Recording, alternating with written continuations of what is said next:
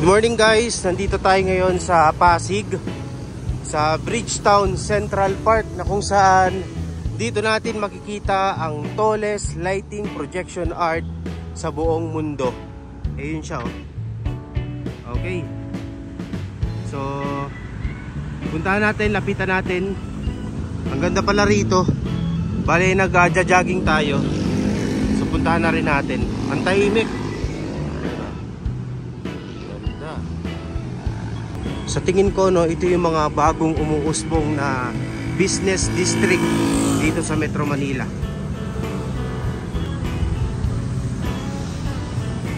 Nakakatawa dito, merong mga obstacle course. Ito. Yan ah. May mga obstacle course dito no, Bridgetown Obstacle Park. So hindi ko alam kung ito ba ay libre or merong bayad. Or wala tayong idea no. Ang astig lang no. So talagang maganda to no, kung siguro lahat ng area may mga ganitong obstacle park tapos libre pa. Siguradong maraming kababayan natin ang maiengganyo na mag-train sa mga ganito. Mas lalo pa silang lumakas. So ito yung mga obstacle course na madalas nakikita lang natin sa mga sa TV no. Pero meron pala dito, pwede kayo dito.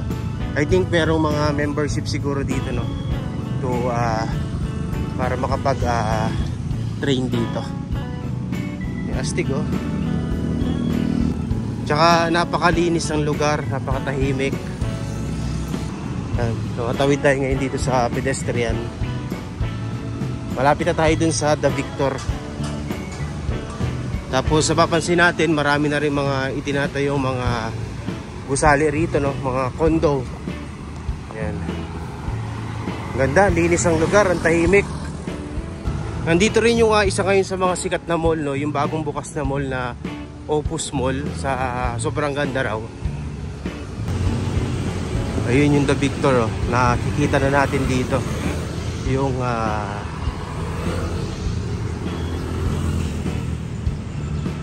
kitang-kita na dito no, the tallest lighting projection art sa buong mundo ito.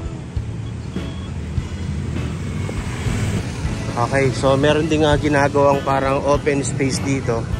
Hindi ko alam kung parking or court. Ayan, nandito na rin tayo. Lapit na. Maganda to sa gabi no, meron daw tong pailaw.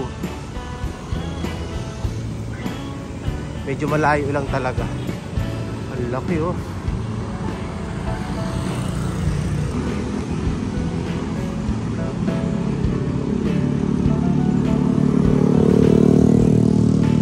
Dito na tayo sa pinakang baba niya. Grabe, ang laki. Ito.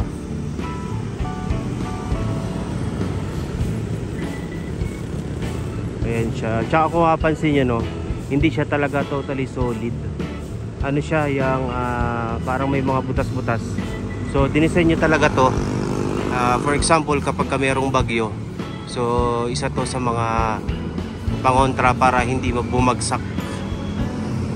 Kita nyo, ang ganda ng lugar dito. Ayan. Tapos yun naman yung Parklink Bridge. So talagang dinedevelop tong lugar na to. So nag-uumpisa pa lang sila. Makikita nyo, gaganda na rin ang mga gusali dito. Ayan. Ano ito? Universal Robina. Tapos yung height pala nito ay nasa 60 meters. Pero kung yung statue lang mismo nasa 55 meters lang talaga. So yung 5 meters is yung kanyang podium. Tapos tumitimbang to ng 330 tons. So napakabigat nun. Ayan, laki oh.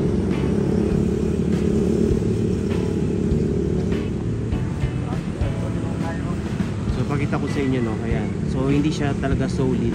So kung mapansin nyo, tagos no. So butas-butas siya. So yun nga, para dinesign to para sa mga malakas na hangin no, or may bagyong paparating ay hindi siya basta-basta matutumba or madaling tabla ng hangin. Tapos isa pa sa maganda rito yung tulay. Ito papakita ko rin sa inyo. Dadaanan natin yung tulay. Para siyang dragon, para siyang dragon na skeleton, para siyang skeleton ng anaconda.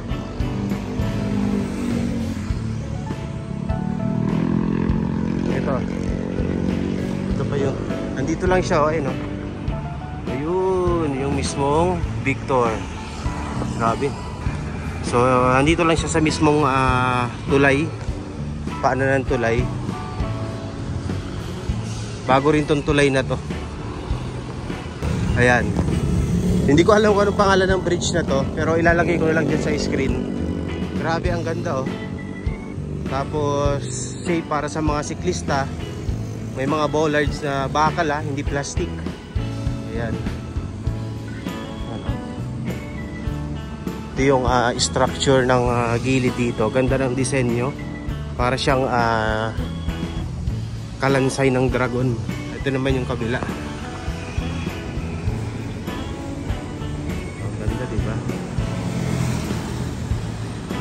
Ayan.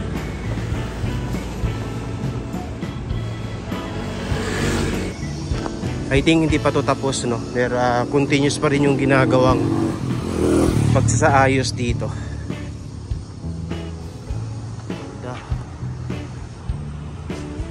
Ito naman yung kung hindi ako nagkakamali, Marikina River. Yun naman yung Rosario Bridge. Ito naman yung The Victor. Kitang-kita natin. Tapos may kondo rito. Ayan siya. Ayan, kita nyo. Kita natin sa inyo mas malapinan.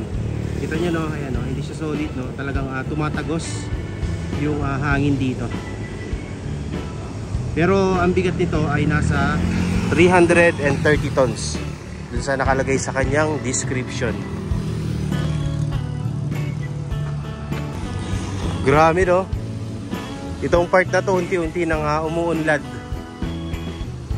Ayan, pakita ko sa inyo ng malapitan yung animoy spinal cord, ng anaconda or dragon dito.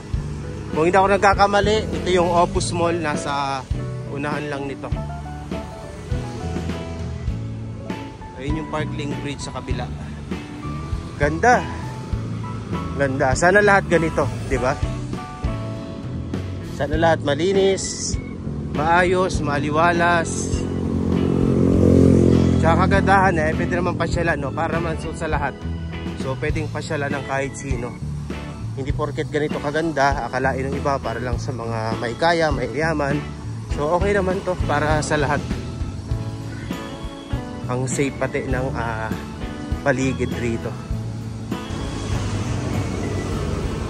So first time ko lang dito din sa lugar na to. So I think ito na yung Opus Mall. Ganda. Pabalik na tayo, pero medyo against the light.